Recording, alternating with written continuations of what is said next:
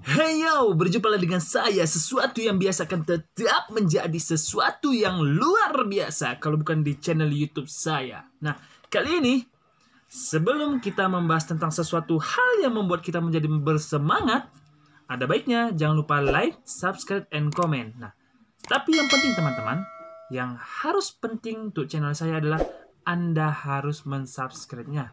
Kenapa? Karena di channel YouTube saya ini saya akan membagi informasi-informasi, yaitu cerita-cerita yang motivasi, di mana cerita ini akan memotivasi dalam hidup Anda, insya Allah. Nah, ini tanggal 12 September 2020. Suasana pagi hujan, ya seperti biasa di daerah kota Brastagi.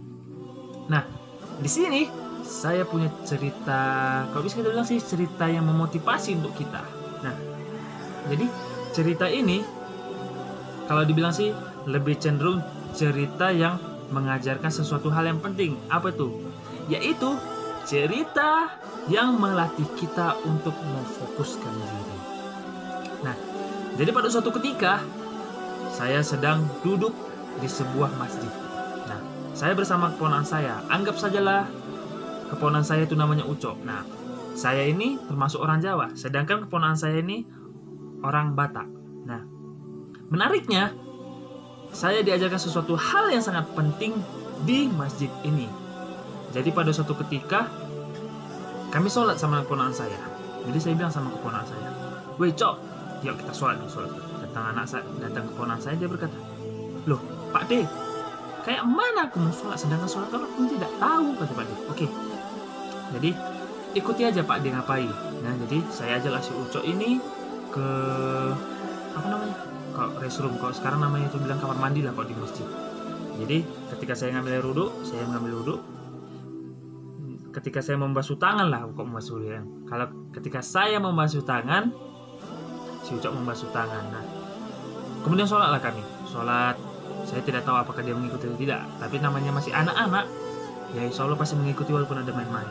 Nah, jadi pada suatu ketika setelah saya selesai sholat, kemudian seorang, kalau kita bilang, kalau di sini namanya ustadz lah, kalau kita bilang ulama terlalu tinggi, bilang ustadz orang masjid itulah kita bilang. Nah, jadi pas di masjid itu, ustadz ini menegur seperti ini, "Sini dulu nakku," dipanggil si Uco. Nah, datanglah si Uco, cuk. Nah, ketika itu datanglah si Uco, ustadz ini bertanya, "Ada apa Ustadz?" katanya kan. Datang Ustadz ini bertanya, "Begini nakku, ya, kita ini sholat untuk menghadap Allah." "Betul?" "Betul," kata si Ucok. Nah, kalau kita menghadap Allah, kita harus pertama kali harus bersih. Sebagaimana engkau ketika menghadap seorang presiden, pasti engkau harus mencuci tangan, dan gitu membersihkan badan ataupun mandi. "Betul Cok?" "Betul," kata si Ucok. Nah, kemudian Ustadz ini bertanya, "Tetapi saya bingung melihat kamu anakku." Kata Ucok, "Bingung kenapa?" Kan? "Ya, ketika Om tadi sholat atau Pak Demo sholat, saya melihat kamu melihat kanan kiri. Apa yang terjadi?" Kata si Ustadz. Kata si Ucok bilang, "Begini Ustadz, ketika Pak Le saya sholat, saya usahakan kali untuk khusyuk. Apapun yang dikerjakan saya harus menghadap Allah. Pertanyaan saya Ustadz, Allah itu bagaimana?" Kan? "Bagaimana saya harus mengkonsentrasikan pikiran saya untuk sholat menghadap Allah?" Ya. Jadi datang ustadz ini berkata seperti ini, "Sudah, kalau seperti itu, besok pada hari Jumat kamu datang ke sini. Nanti saya akan ajarkan kamu bagaimana caranya." Datang Ucok, "Oh siap, besok saya akan datang Ustadz. Gitu saya pulang ya." "Ya Pak D pulang deh." Yo, saya pun izinlah sama Ustadz ini kan. "Yaudah Ustadz, saya pergi dulu ya. Assalamualaikum." "Waalaikumsalam warahmatullahi wabarakatuh." Nah, kemudian esok hari setelah saya siap-siap untuk sholat Jumat, kemudian Ucok bilang, "Duh, mana Ustadz ini?" katanya.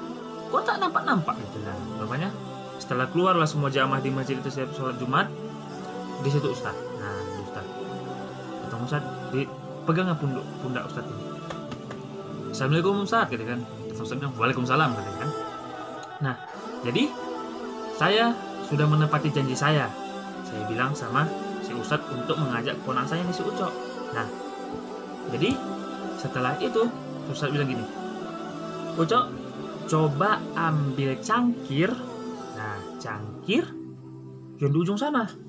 Oh, siap Ustaz. Larilah Ucok, nama sebagai anak-anak hasil. Cuk. Nah, dia bilang, ini Ustaz cangkirnya. Nah, setelah cangkirnya diambil, Ustaznya bilang, nah Ucok, nanti setelah sholat asar, nanti kan disitu ada sholat sunnah. Nah, nanti Ucok isi cangkir itu dengan air. Nah, setelah kamu isi, nanti kamu harus keliling masjid ini aja, keliling aja.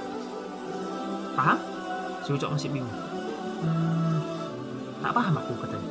Oh, gini.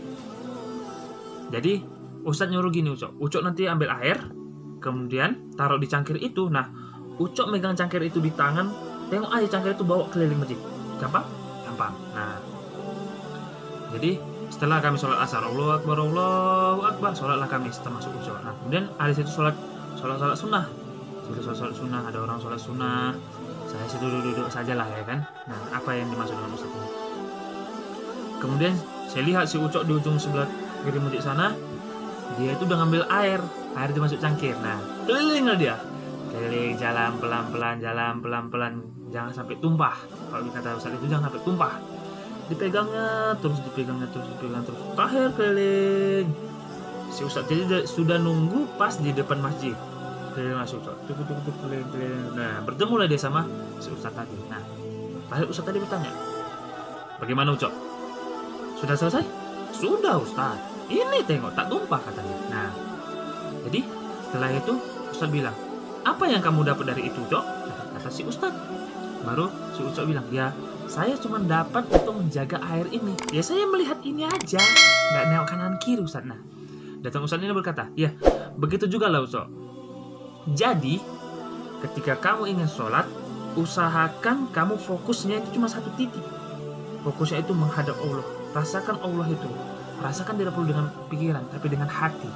Itu yang penting, kata si Ustaz. Sebagaimana engkau tadi mengambil air di dalam cangkir, kemudian engkau keliling masjid itu keliling. Pasti kamu fokus sama cangkir itu aja kan. Kamu tidak akan melihat kanan kiri. Tidak akan. Kamu hanya fokus pada cangkir itu saja. Begitu juga ketika engkau menghadap Allah. Apapun yang kau lakukan karena Allah, usahakanlah kamu harus merasa. Apalagi ketika ibadah atau sholat menghadap Allah. Setiap napas kamu, setiap gerak kamu, Allah yang menggerakkan. Allah yang mengawasi kamu. Jadi sampai sini paham ceritanya? Nah, intinya dari cerita ini teman-teman, ketika kita memfokuskan pada suatu hal, kita tidak akan pernah melihat kanan kiri. Ketika kita fokus kepada diri kita, melihat kesalahan kita, kita tidak akan melihat kesalahan orang. Jadi, ketika kita ingin mencerca seseorang, ingatlah bagaimana kalau kita dicerca orang lain. Ketika kita ingin marah kepada seseorang, ingatlah bagaimana orang lain akan marah kepada kita karena kesalahan kita. Jadi teman-teman, intinya dari cerita ini, kalian harus fokus terhadap kesalahan kalian dan terhadap bagaimana cara kalian beribadah. Karena itu penting semua. Terima kasih. Jangan lupa like, subscribe, dan komen, dan tunggu cerita kisah selanjutnya untuk episode berikutnya. And bye.